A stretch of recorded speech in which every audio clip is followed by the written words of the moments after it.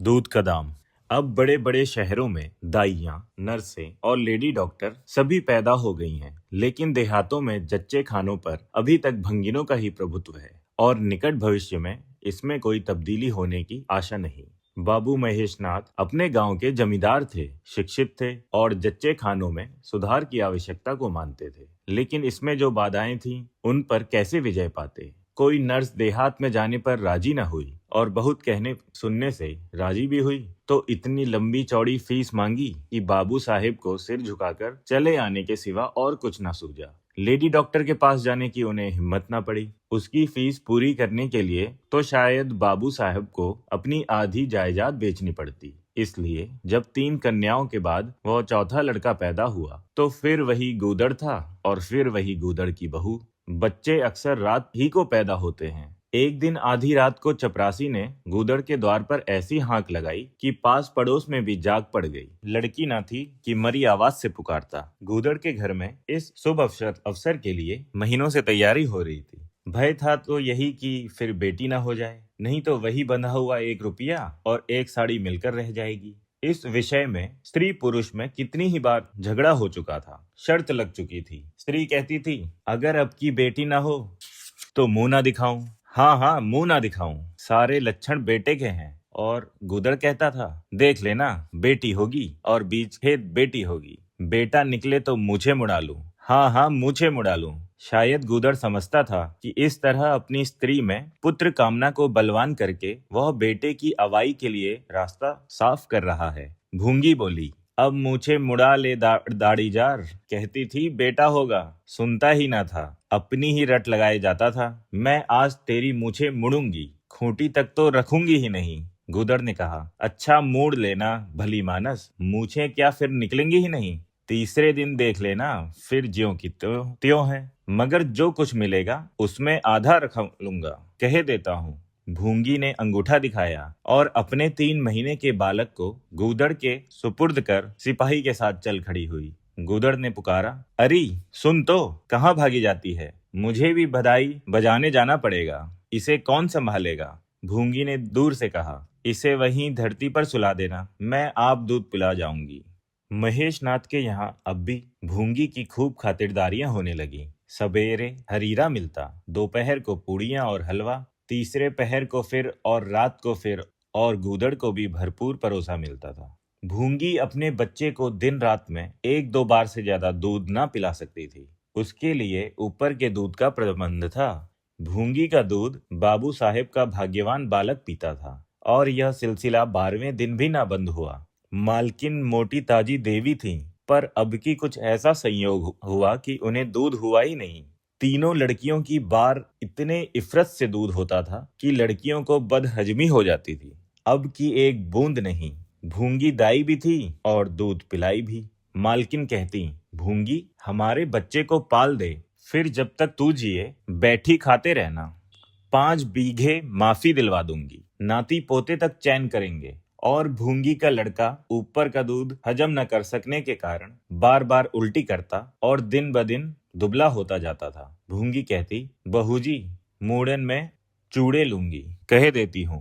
बहूजी उत्तर देती, हाँ हाँ, चूड़े लेना भाई, धमकाती क्यों है? चांदी के लेगी या सोने के? वाह बहूजी, चांदी के चूड़े पहन के किसे मुंह दिखाऊंगी और किसकी हंसी होगी? अच्छा सोने के लेना भाई, कह तो दिया। और ब्याह में कंठा लूंगी और चौधरी के लिए हाथों के तोड़े, वह भी लेना, भगवान वह दिन दिखावे तो। घर में मालकिन के बाद भूंगी का राज्य था। मेहरियां, महराजिन, नौकर चाकर सब उसका रोब मानते थे। यहाँ तक कि खुद बहू जी भी उससे दब जाती थी। एक बार तो उसने महेशनाथ को भी डांटा था, हंसकर टाल गए। बात चली थी भंगियों की। महेशनाथ ने कहा था, दुनिया में और चाहे कुछ हो जाए, भंगी भंगी ही रहेंगे, इन्हें आदमी बनाना कठिन है। इस पर भूंगी ने कहा था, मालिक भंगी तो बड़ों बड़ों को आदमी बनाते हैं, उन्हें कोई क्या आदमी बनाए। यह गुस्ताखी करके किसी दूसरे अवसर पर भला भूंगी के सिर के बाल बच सकते थे, लेकिन आज बाबू साहेब ठठाकर हंसे और बोले, भूंगी बात बड़े पते की कहती है। भूंगी का शासनकाल साल भर से आगे न चल सका। देवताओं ने बालक के भंगिन का दूध पीने पर आपत्ति की। मोटे राम शास्त्री तो प्रायश्चित का प्रस्ताव कर बैठे। दूध तो छुड़ा दिया गया, लेकिन प्रायश्चित की बात हंसी में उड़ गई। महेशनाथ ने फटकार कर कहा, प्रायश्चित की खूब कही शास्त्री जी, कल तक उसी भंगिन का खून पीकर पला, अब उसमें छूत घुस गई। वाह रे आपका धर्म। शास्त्री जी सिखा फटकार कर बोले, यह सत्य है, वह कल तक भंगिन का रक्त पीकर पला, मांस खाकर पला, यह भी सत्य है। लेकिन कल की बात कल थी, आज की बात आज। जगन्नाथपुरी में छूत अछूत सब एक पंगत में खाते हैं, पर यहाँ तो नहीं खा सकते। बीमारी में तो हम भी कपड़े पहने खा लेते हैं, खिचड़ी तक खा लेते हैं बाबूजी, लेकिन अच्छे हो जाने पर तो नेम का पालन करना ही पड़ता है। आपद धर्म की बात न्यारी है। तो इसका यह अर्थ है कि धर्म बदलता रहता है, कभी कुछ कभी कुछ। और क्या, राजा का धर्म अलग, प्रजा का धर्म अलग, अमीर का धर्म अलग, गरीब का धर्म अलग। राजे महाराजे जो चाहे खाएं, जिसके साथ चाहे शादी ब्याह करें, उनके लिए कोई बंधन नहीं, समर्थ पुरुष हैं। बंधन तो मध्य वालों के लिए है। प्रायश्चित तो ना हुआ, लेकिन भूंगी को गद्दी से उतरना पड़ा। हाँ, दान दक्षिणा इतनी मिली कि वह अकेले ले जा न सकी, और सोने के चूड़े भी मिले।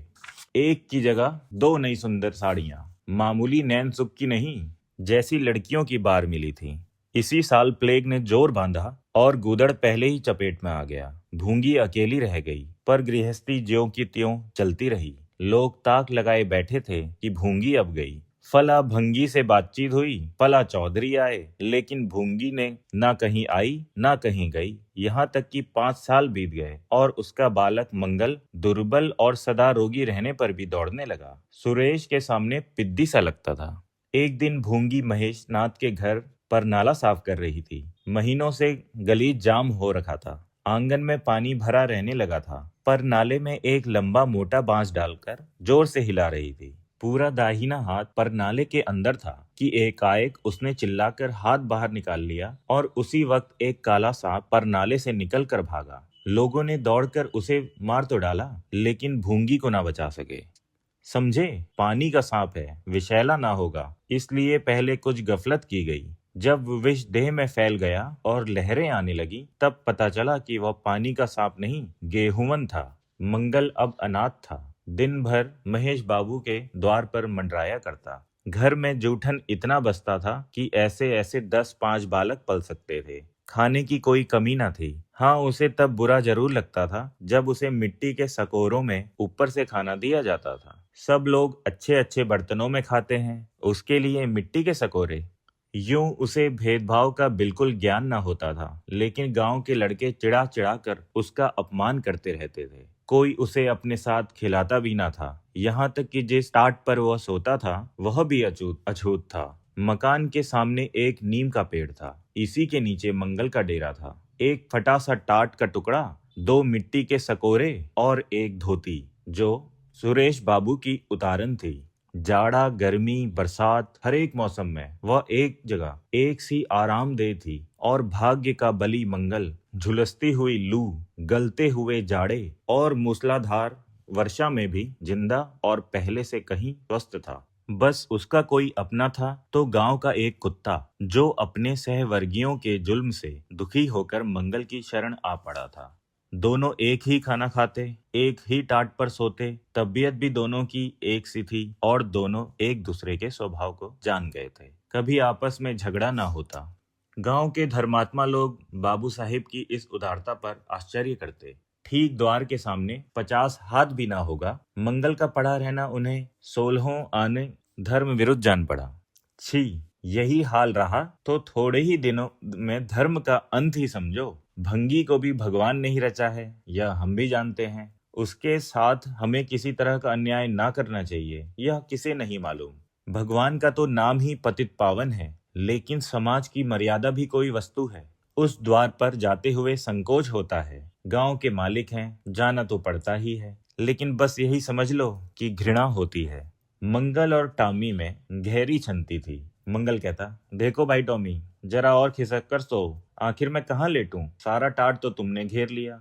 टॉमी कूं कूं करता, दुम हिलाता और खिसक जाने के बदले और ऊपर चढ़ाता एवं मंगल का मुंह चाटने लगा। शाम को वो एक बार रोज अपना घर देखने और थोड़ी देर रोने जाता। पहले साल फूस का छप्पर गिर पड़ा, दूसरे साल एक दीवार गिरी और अब केवल आधी आधी दीवारें खड़ी थी, जिनका ऊपरी भाग नोकदार हो गया था। यही उसे स्नेह की संपत्ति मिली थी। वही स्मृति, वही आकर्षण, वही प्यार उसे एक बार उस उजड़ में खींच ले जाता था और टॉमी सदैव उसके साथ होता था।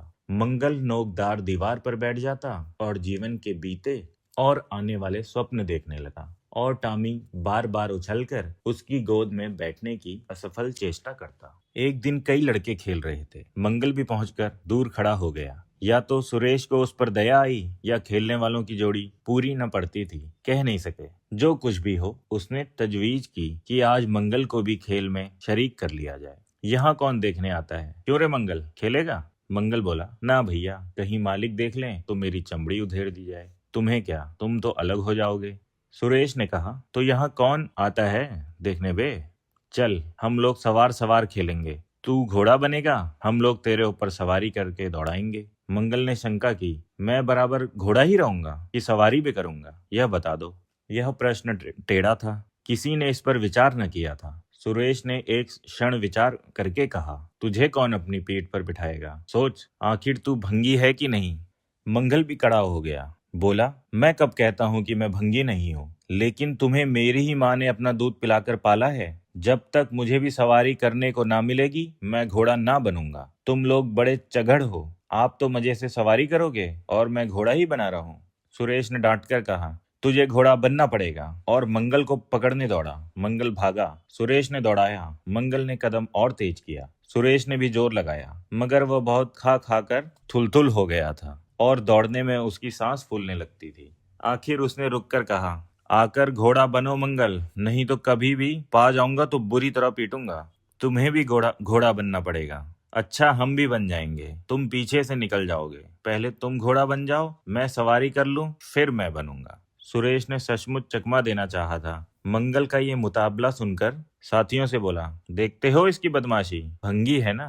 तीनों ने मंगल को घेर लिया और उसे जबरदस्ती घोड़ा बना दिया। सुरेश ने चटपट उसकी पीठ पर आसन जमा लिया और टिक टिक करके बोला, चल घोड़े चल। मंगल कुछ देर तक तो चला, लेकिन उस बोझ से उसकी कमर टूटी जाती थी। उसने धीरे से पीठ सिकोड़ी और सुरेश की रान के नीचे से सरक गया। सुरेश महोदय लद से गिर पड़े और भूंपू बजाने लगे। माँ ने सुना, सुरेश कहीं रो रहा है। सुरेश कहीं रोए तो उनके तेज कानों में जरूर भनक पड़ जाती थी और उसका रोना भी बिल्कुल निराला होता था, जैसे छोटी लाइन के इंजन की आवाज। मेहरी से बोली, देख तो, सुरेश कहीं रो रहा है, पूछ तो किसने मारा है।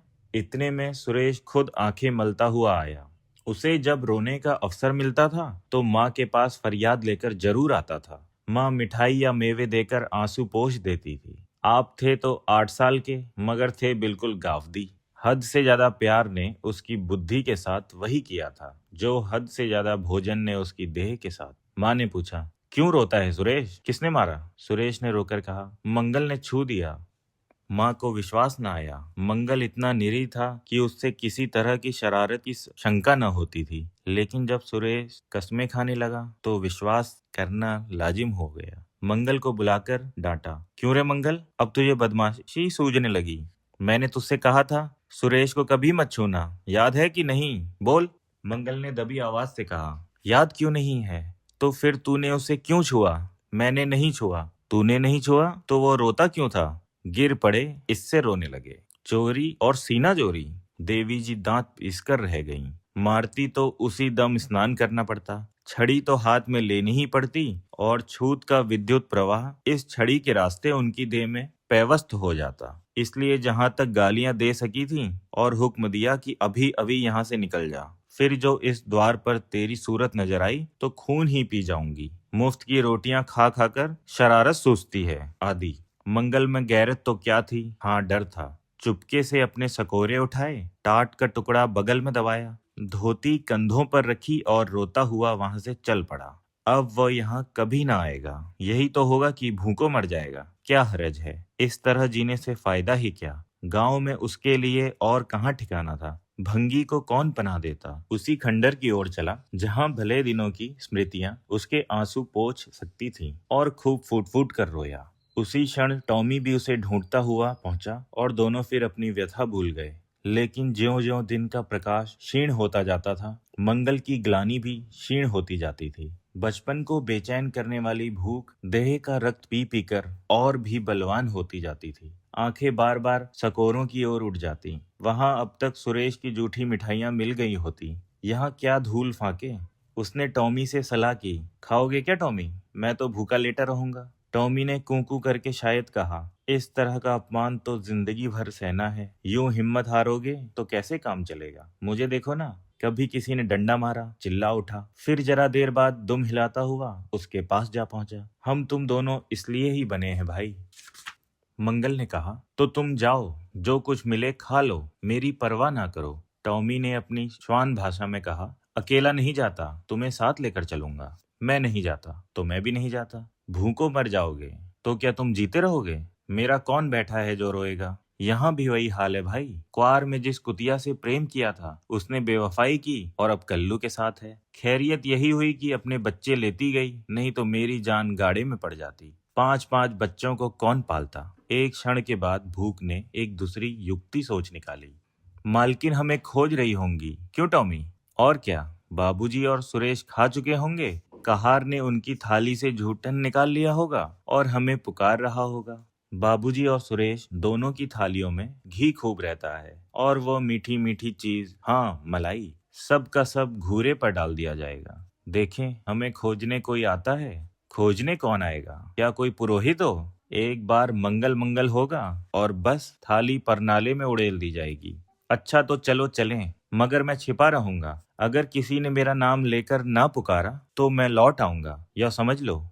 दोनों वहां से निकले और आकर महेशनाथ के द्वार पर अंधेरे में दुबक कर खड़े हो गए। मगर टॉमी को सब्र कहाँ, वह धीरे से अंदर घुस गया। देखा महेशनाथ और सुरेश थाली पर बैठ गए हैं। बरोठे में धीरे से बैठ गया, मगर डर रहा था कि कोई डंडा न मार दे। नौकर में बातचीत हो रही थी। एक ने कहा, आज मंगलवा नहीं दिखाई देता, मालकिन ने डांटा था, इससे भागा है साइत।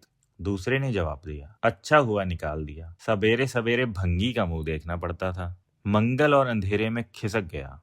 आशा गहरे जल में डूब गई। महेशनाथ थाली से उठ गए। नौकर हाथ धुला रहा था। अब हुक्का पियेंगे और सोएंगे। सुरेश अपनी माँ के पास बैठा कोई कहानी सुनता सुनता सो जाएगा।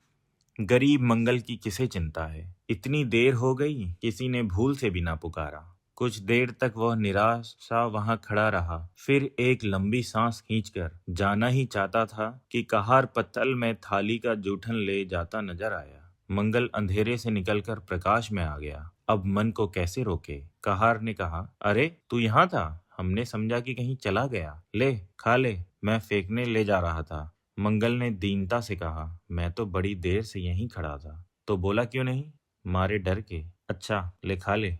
उसने पत्तल को ऊपर उठाकर मंगल के फैले हुए हाथों में डाल दिया। मंगल ने उसकी ओर ऐसी आंखों से देखा जिसमें दीन कृतज्ञता भरी हुई थी। टॉमी भी अंदर से निकल आया था। दोनों वहीं नीम के नीचे पत्तल में खाने लगे। मंगल ने एक हाथ से टॉमी का सिर सहलाकर कहा, देखा, पेट की आग ऐसी होती है। यह लात की मारी हुई रोटियां भी ना मिलती तो क्या करते? टॉमी ने दुम हिला दी। सुरेश को अम्मा ने पाला था। टॉमी ने फिर दुम हिलाई। लोग कहते हैं दूध का दाम कोई ना चुका सका और मुझे दूध का यह दाम मिल रहा है। टॉमी ने फिर दुम हिलाई।